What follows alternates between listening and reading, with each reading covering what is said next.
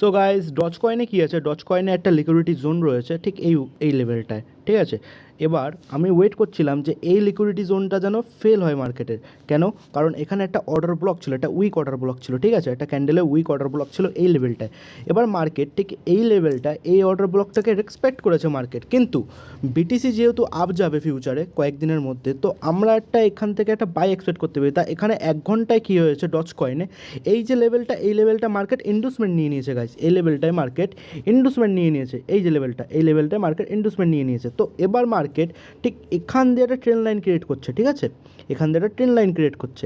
এবার স্মার্ট মানি ট্রেডাররা কী করবে, এই ট্রেন লাইনটাকে নাই ব্রেক করবে, না এখানে একটা অর্ডার ফ্লো আছে, এই অর্ডার ফ্লো রেসপেক্ট করে মার্কেট ঠিক অনেক উপরের দিকে চলে যাবে। তো গাইস, ডজ কয়েনের একটা অনেক ভালো একটা মোমেন্টাম আছে বায়ের। তো এটাই ছিল ডজ কয়েনের একটা শর্ট। Thank you.